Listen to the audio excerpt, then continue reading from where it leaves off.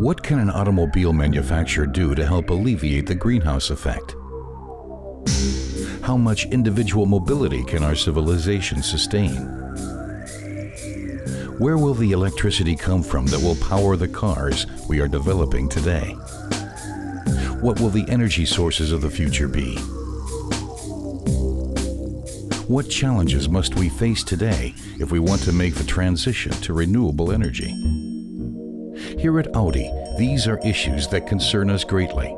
Not only are we trying to find the answers, we're already taking concrete steps today. CO2-neutrale Mobilität. CO2-neutral mobility. Our goal is ambitious without a doubt, but we cannot achieve it alone. As a manufacturer of premium automobiles, we feel it is our duty to take a holistic approach to mobility.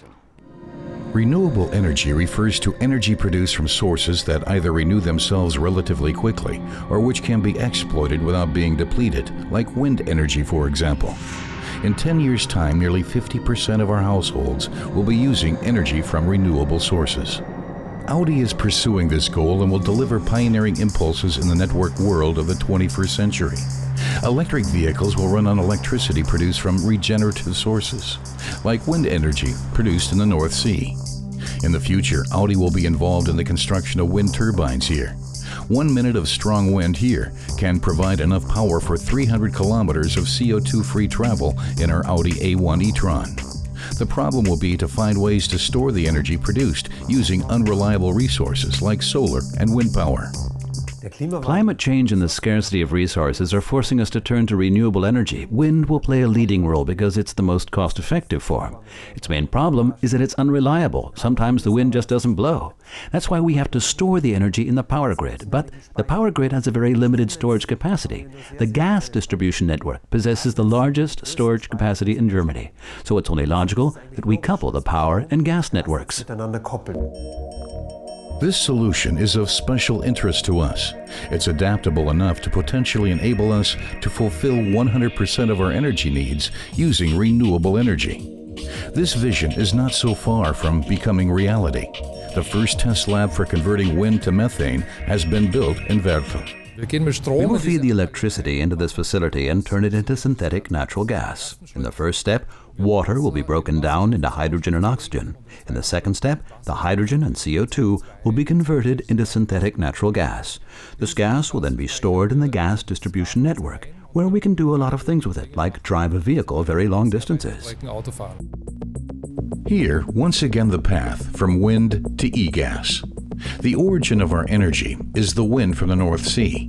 It drives the high-performance offshore windmills that in turn produce energy.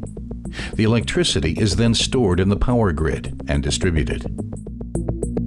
It can then be used for the methanization process. It also helps to turn water into hydrogen and to break down oxygen. The hydrogen then reacts with the CO2 from the atmosphere.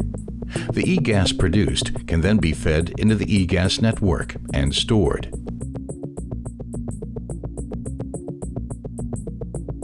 In the future, we will be able to fill up our CNG vehicles, making long-distance CO2-neutral mobility possible.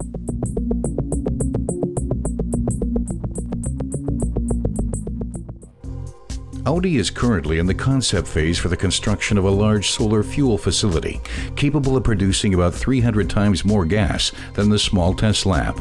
It will be the first facility in the world to realize the vision of coupling electricity with natural gas.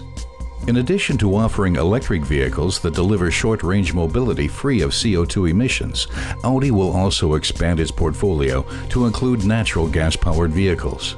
Beginning in 2013, the new A3 TCNG will be the first vehicle to deliver long-range mobility free of CO2 emissions. I was delighted when I heard about Audi's e-gas project. Generating wind power out at sea, then storing it in chemical form for use in cars. That sounds like a technically outstanding solution that enables cars genuinely to run with zero impact on the climate. This new technology is capable of producing more electricity for our e-trons, hydrogen for the fuel cell cars of tomorrow, and e-gas for CNG vehicles as needed.